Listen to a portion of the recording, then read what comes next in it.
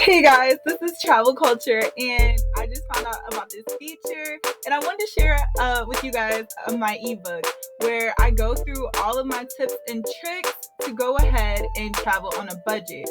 So, a couple of things that I want to talk to you about. Here's the content laid out. So, when you go ahead and download the ebook and put in your email address, this will be all of yours.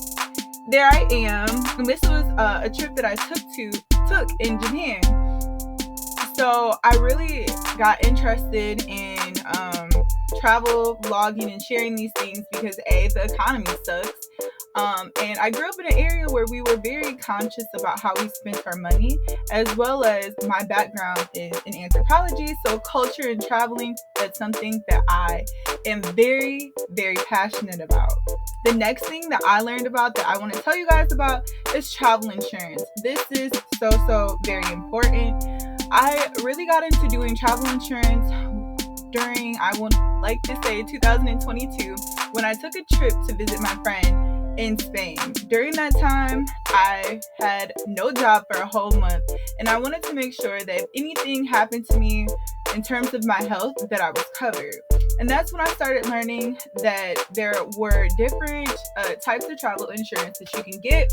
Medical, some that just covered specifically if your luggage was delayed or things like that. And all of those things would help protect you, as well as if your trip is canceled, up to a certain percentage. Now, I usually go with, I think it's Alliance, it's ALLI, something like that. And they usually either give you a basic, a medium-sized price one, and a more expensive one that covers different type of issues that you may have, health, along with flight interruptions, along with luggage interruptions. If on the small chance you are a very adventurous person, and you might be doing some backpacking that might require, if you get injured, to need an ambulance, there is also another insurance that you want to look into that could help cover the cost of the ambulance. Because you're going to a different country, if that's what you're specifically using this travel insurance for, the cost may be significantly different than your home country. So you definitely want to go ahead and make sure you educate yourself about that and protect yourself, because no one plans to get hurt. And also, depending on the cost of that country, no one usually budgets for any hospital emergencies. The next thing I want to talk to you guys about is avoiding those stinky, nasty foreign transaction fees. Now, all of these things are because I've experienced them, and I just don't want you to go through them. So I started learning quite quickly that depending on what kind of card you have, if you're not aware of your policies, you could be going to another country, and every single transaction you could be getting a fee. I learned that when I was in Spain, and I was like, oh my goodness, I don't want to do this. So when I happened to go to Japan, I ended up getting a credit card and was able to use that, and it didn't have any foreign transaction fees, which was a blessing. But you may face some transaction fees if you're using a debit card to get money out of an ATM machine, like I did when I was in Japan. So, sorry guys. Other things that I've tried besides using a foreign transaction fee free card was using something called Wise, I believe, and that was in Spain, and I was able to transfer money back and forth to a friend because Cash App and things like that are not readily available in certain countries.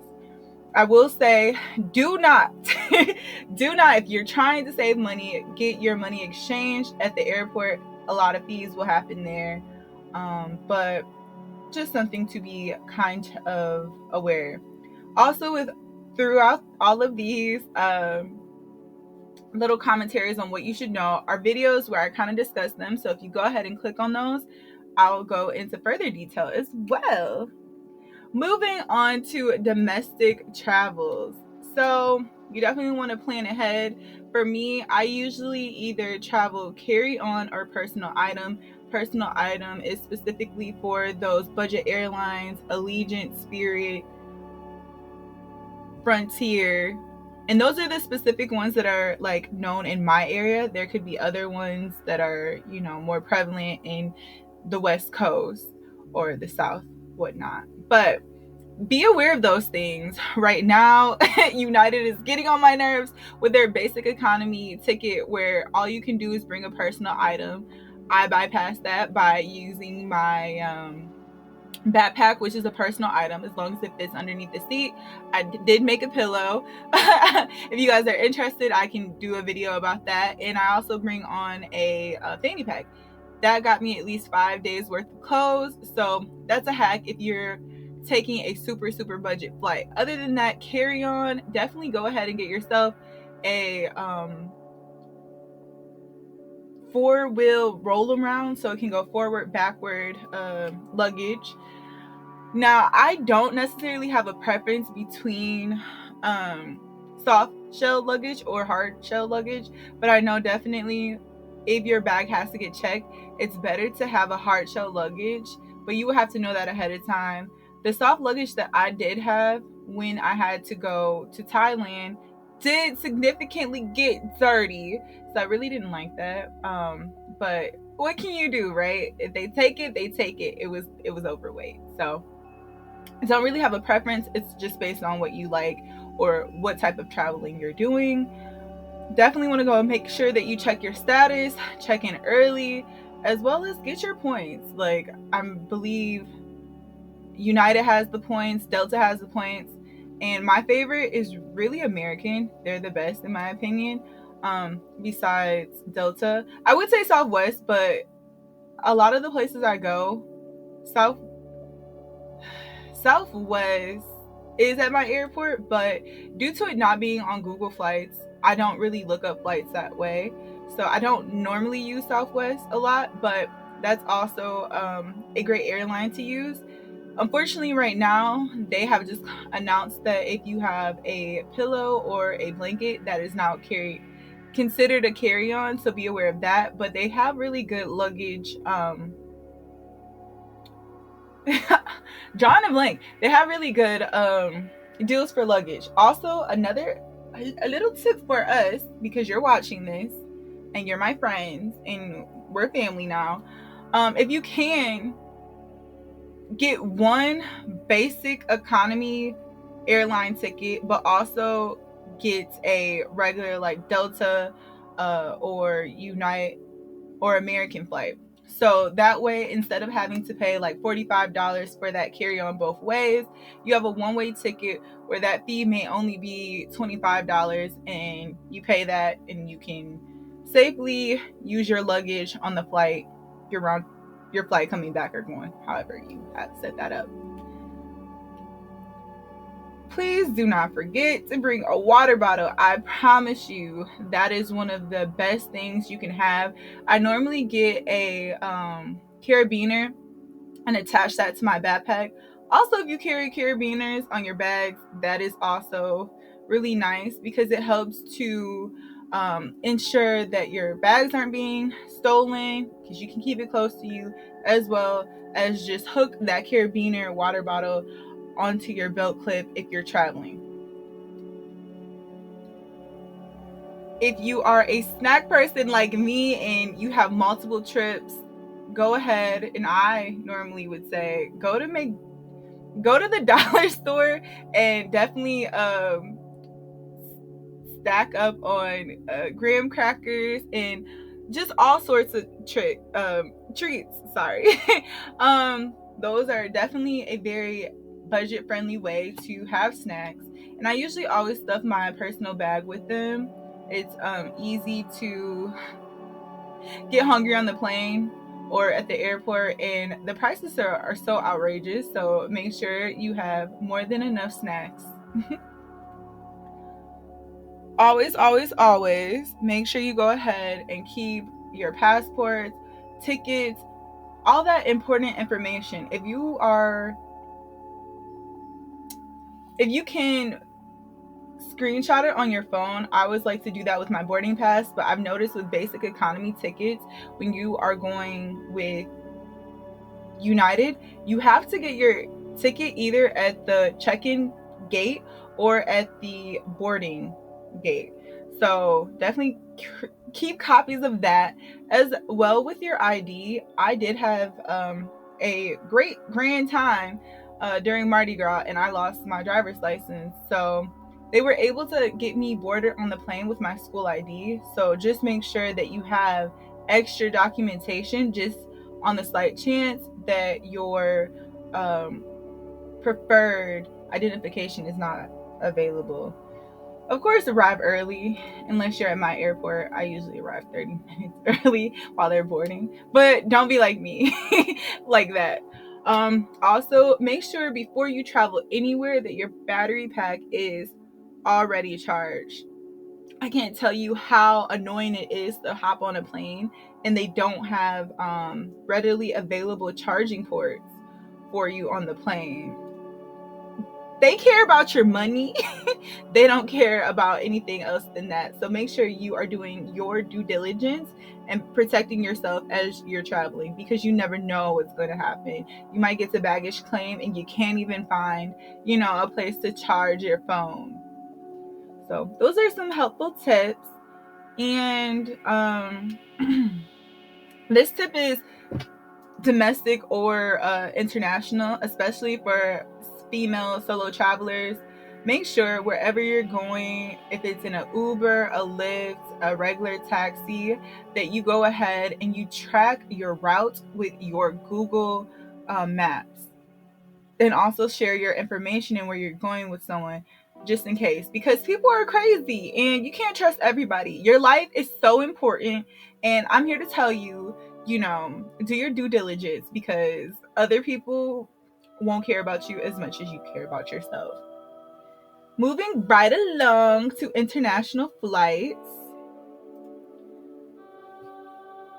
Like I said, keep a passport, copy of your passport, your ID, your lodging. Give that to someone that you really trust. Make sure that whatever country that you're entering, you understand their visa requirements. I have a couple of videos where I'm talking about the new visa requirements. So go ahead and make sure you educate yourself on that country specifically that you're going to, local currency. The easiest way is probably to use the ATM machine. Now, my experience has only been in Asia as well as the Middle East.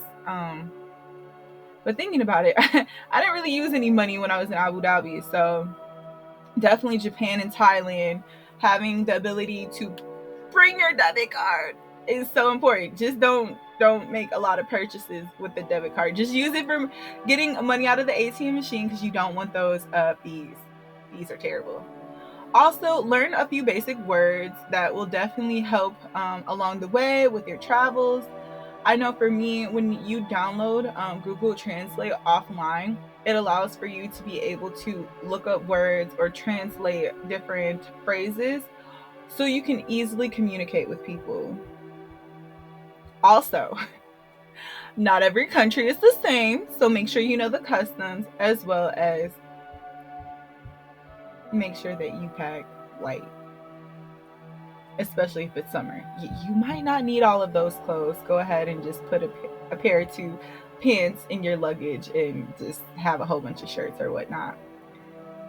Also, understand that everyone loves electricity, but everyone's electricity comes in different shapes and forms. So go ahead and research what type of adapter that you may need. I normally get a universal adapter, so mine has it for the UA, so Europe, Asia, and I want to say Australia or Africa. It has like about 3 or 4 different ways in which you can plug into the outlet. So great, great, great. We kind of covered the rest of the things. So if you're going internationally, I 100% recommend getting traveler's insurance. Moving right along to passports and visas. These are just a few things that if you haven't got your passport, that you should be aware of. Currently, right now, this is the beginning part of 2024. My passport actually is going to expire in August, so I went ahead and had it renewed. Well, um, since I've had this passport since 2014, I wasn't really aware of all the changes that have occurred.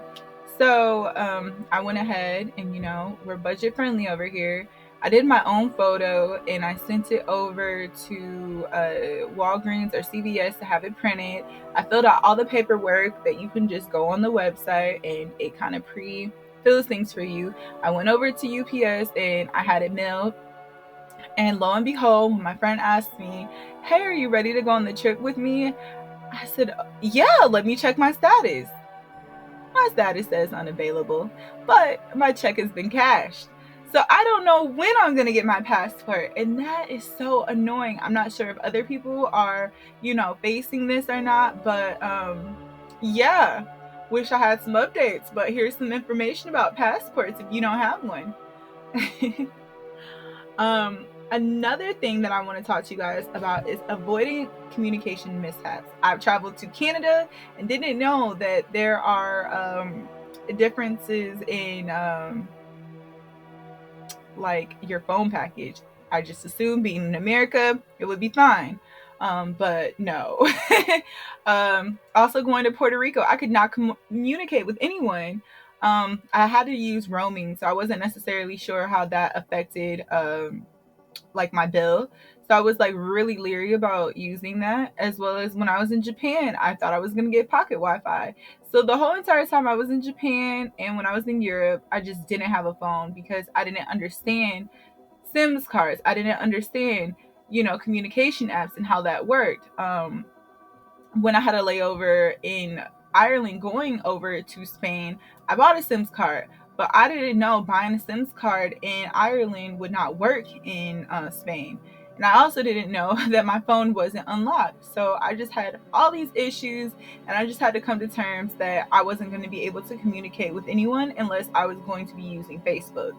So I don't want you guys to have to go through this. So that's why I'm just sharing it with you guys and trying to be your helpful travel friend so we can travel the world together. Yes, I'm a little extra, but yeah. The next thing I want to go over is, the last thing I want to go over with this is the virtual Sims. Now, I tried purchasing one when I was in Bangkok and for the whole of Thailand, and I had issues with it, and so I wouldn't necessarily recommend it, but go ahead and try it at your own risk. The one thing I would suggest, especially being that I had gone to Thailand and it worked for me, is to just go to the airport and just get a SIMS card. Especially I think in Thailand it was like 400 baht, which is probably like $10, and it lasted me for I think 17 or like 10 days, and everything was unlimited. It was the best thing I ever could get. The only thing that sucked was I had a whole new number, and with having a whole new number, that affected my ability to use Facebook. So that was the only like terrible issue that I had. All right, guys, the good stuff. The good stuff. The budget tips. That video right there is going to give you a lot of that information. How I save money to travel, how I've utilized credit card points for travel. My travel to Thailand was 100% free. I didn't pay for anything because I had made the necessary amount of the requirement in order to get, I think I got 100,000 points, and I got those 100,000 points by just letting people put their bills on my credit card. It was something that they were already going to do, and then paying that off, as well as making a drive to the branch to make sure that it was valid. And the actual branch had, I think, an additional like 10,000 points that you could get by actually doing it in the branch. So that's how I went from like 90,000 points to 100,000. I definitely use my credit cards. I am a big proponent of Chase, so I'm biased. And also, you just want to choose your destinations wisely, and also your accommodations as well. I've stayed at a hostel.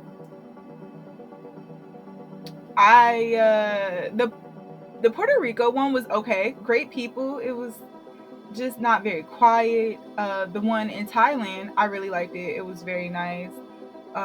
but I've been to some hotels that have been great, and I've been to some hotels that have not. So just make sure that you're safe. And if you're getting your hotel accommodations off of like using your points from Chase, be aware that sometimes a 3-star is not universal. um, Moving right along to budget airlines. These are all of the quote unquote budget airlines that I have found that the internet believes are budget airlines. I've never flown number 2, number 3, number 4, number 5, but the rest I have. I will say that Frontier seats suck. They hurt your back. But I will say, coming back on Spirit, very afraid of like all the rumors, but those seats were very comfortable. But like I said before, Spirit, Frontier, Allegiance are going to be those airlines that are only going to allow you to bring a personal item for free.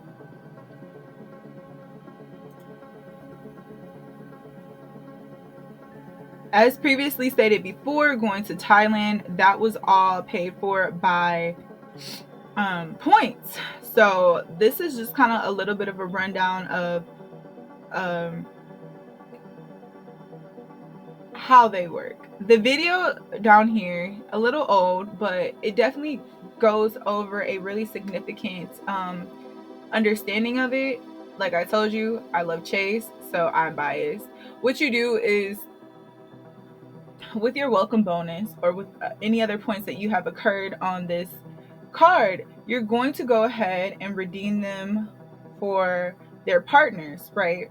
So you'll take your partnered points and you'll have it transferred over, and that kind of doubles your points, right? So if you have a unlimited Chase card, you'll have to get a travel card to move those points over. Once you've done that, these are some of the airlines that you can use your points for, as well as the hotel.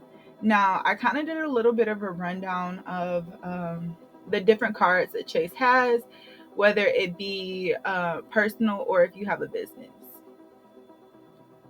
Packing, I think that's pretty much self-explanatory. I always roll my clothes.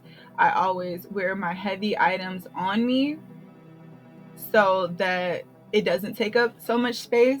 Now with utilizing the pillow, I put my shoes in there because that's really hard for me to only bring like 1 or 2 pairs of shoes. I'm like, what if I'm going to go to a party? Like, I usually bring 3 pairs of shoes with me. So being able to utilize and come up with flexible ways to pack the clothes I want to pack is really good. And in the video below, I show you how I utilize a jacket, how I utilize the ability to use a purchased bag from the airport and just stuff that bag full of clothes or whatever, and not have to pay any extra fees. Listen, we're in a recession here, so every little bit helps. So don't judge me. The next thing I want to cover is how I find my best flights. Google Flights is going to be your best friend. Go ahead and kind of leave it a little bit open-ended if you have the flexibility to do so. If not, if you know you want to go to Colombia, just type it in and just say you're looking for, you're flexible for any days, and it'll go ahead and alert you. If you want to just go the cheapest time, I usually use Hopper, and I will put that country in. We'll go with Colombia, and we'll see what months are the cheapest. So once I know, like, let's say that July could be the cheapest, which it probably isn't, you go into Google Flights and you kind of can see what the prices are. You can purchase your tickets through Hopper, and sometimes they give you a like ability to save the price, but that's up to you. Then I also compare it with skip lag. Once you use skip lag, it kind of lets you know the actual data of that flight day by day as it increases, and you can also get alerts. Going is my best friend. Like, we go together. We're going everywhere together. They give me alerts on up to like 5 different countries that I keep my eyes on. They alert me to the, you know, price discrepancies that they may have found. You have to be quick with those flights, especially due to the airlines changing them quickly. So going is definitely my best friend. I think you can put up to 3 different airports that you are interested in flying from, and when they see a significant discount, I think I've seen one, a $300 flight from Chicago to Hawaii, you really have to pounce on those. So if you're not subscribed to Going, please go ahead and do that. And if I'm not mistaken, all of these are free. I would say I would. I tend to not want to like get hotels from Hopper, but you definitely can just check the reviews there. I'm thinking of something else that I'm forgetting to tell you. Oh, I don't use Kayak. I don't use Expedia. I don't necessarily like third-party websites. Specifically because I've had issues using a third-party website from my job. They had issues with my hotel situation. They put me in a room and it wasn't the one I necessarily wanted because they had oversold it. So they didn't want to give me my money back. And I think it's just easier not to deal with third-party companies because it is a fight to get your money back from them. And so if you do decide to do that, make sure you go ahead and book it with your credit card, because if you do it with your debit card, they already have your money and you're probably not getting that money back. But credit card rep people, they're your friends, especially when you have a dispute. So guys, thank you so much for checking out my ebook. Let me know if any of these tips you are going to use. Please share this with your friends. Please subscribe to my YouTube to see actually things that I have going on. Subscribe to my Instagram. Like, I want this to be a inclusive community where we travel the world, see culture, have fun, and just like turn up on a budget, okay? We don't have to go too crazy, but yeah. Thank you so much, guys. Please share this. And until next time, I'll see you later, guys. Bye.